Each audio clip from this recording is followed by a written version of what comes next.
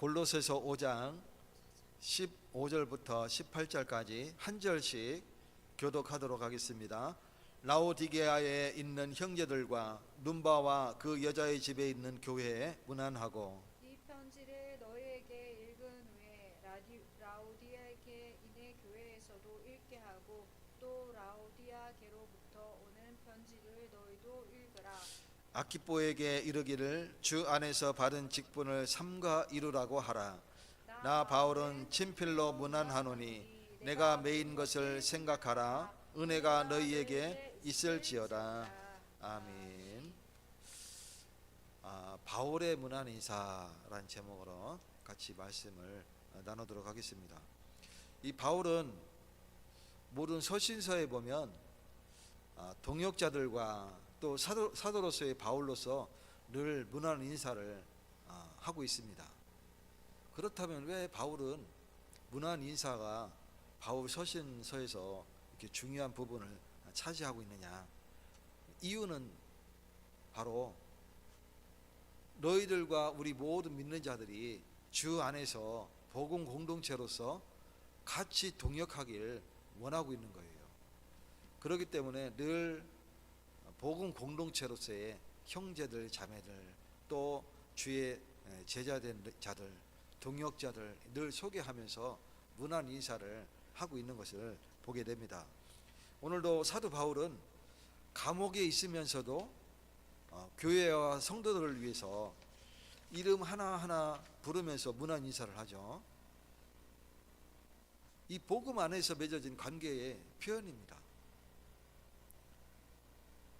이 복음은 혼자 믿는 신앙이 아니라 함께 서워가는 공동체의 신앙이죠. 그래서 같이 모여서 예배드리고, 또 같이 떨어져 있어도 같이 서로 중보기도 하고 서로 연락하고 이렇게 하는 거죠.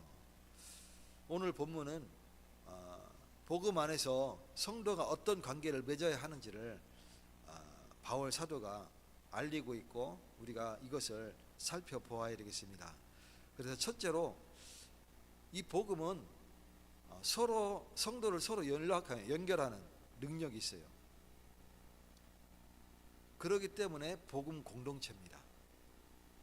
오늘 본문 15절에 보면 라오디게아에 있는 형제들과 눈바와 그 여자의 집에 있는 교회에 문안하고, 이 라오디게아는 어디냐면 에베소에서 이 산맥 협곡을 타고 쭉 엄청난 거리를 쭉 오면, 그때까지 오면 그때 그 끝에서 좌측으로 가면 라오디게아가 나와요. 거기서 우측으로 가면 여기 골로새 교회가 나오죠. 바울은 어디로 가냐면 라오디게아 쪽으로 갔어요. 이 골로새는 바울이 직접 사역한 교회가 아닙니다. 그럼에도 마음에 담고 기도하는 이유는 뭐냐면 제자들이 세운 교회이기 때문에 늘 소통하고 그들을 위해서 기도하고 있는 거죠. 그래서 라오디게아에 있는 형제들과 눈바와 그 여자의 집에 있는 교회에 문안하라. 이 사실을 볼 때에 라오디게아에는 적어도 교회가 2개 이상 세워져 있구나, 그것을 볼 수 있죠. 라오디게아 교회가 따로 있고, 또 눈바라는 여인의 집에 교회가 세워져서 거기에 또 가정 예배가 드려지는 그런 모습들을 보게 됩니다. 그래서 교회가 활성화돼서 지역 곳곳에 교회가 세워지는 모습들을 보게 되죠. 그래서 라오디게아 교회와 눈바의 가정교회를 잊지 않고 서로 문안하라, 지금 골로새 교회에 얘기하고 있는 거예요. 골로새와 라오디게아에 이렇게 떨어져 있지만 같이 가까운 지역이기 때문에 서로 문안하라, 이렇게 강조하고 있는 거죠. 이것은 복음이 사람을 연결한다는 증거죠. 서로 복음 공동체로서 같이 동역할 수 있는 축복을 누리도록 바울이 권면을 하고 있는 겁니다. 지역이 달라도, 또 환경이 달라도, 형편이 달라도 복음 안에서는 우리가 다 한 가족입니다. 그래서 우리 교회가 멀리 떨어져 있어도 그 교회를 위해서 기도하고, 혹시 그 근처에 사는 사람이 있으면 서로 이렇게 소개해 줄 수도 있고 할 수 있는 우리가 기도하는 그런 중에 있죠. 이것은 바로 복음 공동체이기 때문에 한 형제와 자매입니다. 그래서 우리가 같이 동역하고 협력할 수 있는 거예요. 에베소서 2장 19절에 보면 그러므로 이제부터 너희는 외인도 아니요 나그네도 아니요 오직 성도들과 동일한 시민이요 하나님의 권속이라. 복음 안에서는 동일한 시민이에요. 외인도 아니고 그리고 나그네도 아니에요. 이제 하나님의 권속이에요. 그게 바로 복음 공동체입니다. 사실은 이 앞에도 교회가 있지만 사실은 복음 안에서 우리가 같이 인사도 하고 소통할 수 있어야 됩니다. 경쟁자가 아닙니다. 복음 안에서 경쟁자가 어디 있습니까? 이 교회는 단순한 모임이 아니라 하나님의 가족 공동체입니다. 그래서 성도의 이름을 우리가 서로 기억하고 또 서로 안부를 묻고 서로를 위해서 기도할 수 있는 것은 굉장히 중요한 사역이죠. 우리가 뭐 집사님이시고 권사님이신데 이름을 몰라. 그럼 좀 곤란하잖아요. 그래서 어느 집사님, 어느 권사님 이렇게 해야 되는데 이름을 모르고 집사님, 권사님 이렇게 할 수는 없잖아요. 그죠? 그래서 서로 이름을 기억하는 것은 굉장히 중요합니다. 왜? 내가 당신을 위해서 기도하고 있어. 이름을 기억한다는 것은 그 내용이죠. 그리고 서로 안부를 묻는 것. 요즘 어떻게 지내세요? 먼저 번에 아들 장가 갔던데 요즘 잘 지내고 있죠? 서로 이렇게 인사하는 것. 그리고 서로를 위해서 기도할 수 있는 것. 굉장히 중요합니다. 왜? 이 모습이 바로 복음 공동체로서의 모습이에요. 그게 곧 예수님의 사랑이요. 우리의 서로 간의 사랑인 것입니다. 그래서 작은 문안이 큰 사랑이 되는 겁니다. 우리가 먼저 번 섬겼던 교회에서 제가 대구 내려왔을 때 초창기 때 많은 성도가 떠났는데 그 중에 한 이유가 이 교회가 사랑이 없습니다. 우리가 전도 활동도 열심히 하고 했는데 왜 그런 얘기를 들었을까요? 서로 문안이 없었어요. 서로 소통이 없었어요. 서로 중보기도가 없었고 그리고 사랑의 교제가 없었던 것입니다. 그래서 복음 공동체로서의 사실적인 역할을 잘 하지 못했죠. 그래서 그와 같은 일들이 일어났던 것입니다. 두 번째로 이 복음은 말씀을 함께 나누게 합니다. 이게 말씀 공동체예요. 우리가 복음 공동체지만 말씀 공동체예요. 16절에 이 편지를 너희에게서 읽은 후에 라오디게아에 인해 교회로 읽게 하고 또 라오디게아로부터 오는 편지도 너희가 읽어라.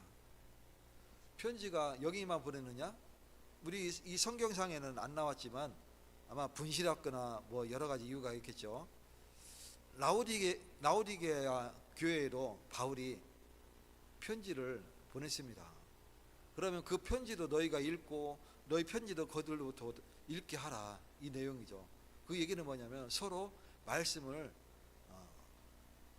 같이 읽고 같이 동역할 수 있는 말씀 공동체로서의 역할을 잘 하도록 이렇게 나누고 있습니다. 바울은 편지를 한 교회만 읽게 한 게 아니에요. 다른 교회와 서로 나누어서 읽게 했습니다. 그래서 복음은 나만의 것이 아니라 함께 나눌 때에 생명의 능력이 더 커지는 이런 은혜를 누리게 됩니다. 디모데후서 3장 16절에 모든 성경은 하나님의 감동으로 된 것으로 교훈과 책망과 바르게 함과 의로 교육하기에 유익하다. 이게 복음 공동체로서 말씀 공동체의 모습입니다. 그래서 우리가 말씀을 서로 나누고 같이 동역할 수 있는 것은 굉장히 중요합니다. 왜? 말씀은 우리의 영을 새롭게 하기 때문에 그래요. 우리 영을 소성케 하는 거예요. 이미 살아났지만 그게 영이 더 풍성한 은혜를 누리게 되는 겁니다. 이 복음 공동체는 말씀을 독점하지 않습니다. 당신은 읽지 마시오 나만 읽겠소 하는 것은 어불성설이죠. 그렇게 될 수 없을 뿐더러 말씀은 나눌 때에 더 큰 은혜가 이루어지게 됩니다. 그리고 우리는 말씀이 흘러가도록 막지 말아야 되는 거예요. 내 앞에서 말씀이 끊어지면 어떻게 되느냐? 그건 절대 하나님의 역사가 아니죠. 말씀이 흘러가야 되는 거예요. 말씀이 흘러가는 곳에 모든 생명이 살아나게 되는 겁니다. 에스겔서에 보면 성전에서 성전물이 흘러나와서 흘러가는 모든 곳에 생물이 살아나듯 이 옛사람교회에서 말씀이 흘러나가서 이런 모든 곳에 생명이 살아나는 역사가 있어야 되는 겁니다. 그래서 우리가 받은 말씀을 은혜를 나누는 거예요. 우리 다음 세대와 같이 은혜를 나누고 우리 성도와 같이 은혜를 나누고 같이 기도 제목을 붙잡고 같이 기도하고 말씀 포럼이죠. 굉장히 중요합니다. 뿐만 아니라 가족에게도 이 말씀을 같이 나누고 전할 수 있는 그런 은혜를 누려야 됩니다. 그래서 성경 말씀을 서로 읽으시기 바랍니다. 여기 계신 분들은 다 같이 잘 하고 있죠. 그래서 서로 읽으시기 바라겠습니다. 이 복음은 나눌수록 살아 움직이게 돼요. 성령이 역사하게 되는 거예요. 그냥 성경 읽는구나 가볍게 생각할 수도 있지만 말씀을 서로 나눌 때 굉장한 성령의 역사가 있게 됩니다. 우리가 그것을 의식하시기 바랍니다. 이 말씀은 주님의 말씀이시고 내가 이 말씀을 서로 교제할 때 나누게 될 때에 굉장한 성령의 역사가 있게 되는구나 내가 인식하고 읽으면 어마어마한 역사가 일어나게 되는 거예요. 마지막 세 번째로 이 복음은 끝까지 사명을 감당하게 합니다. 그래서 사명 공동체입니다. 첫 번째는 복음 공동체요, 두 번째는 말씀 공동체요, 세 번째는 사명 공동체입니다. 독불장군 같이 혼자 사역할 수도 있어요.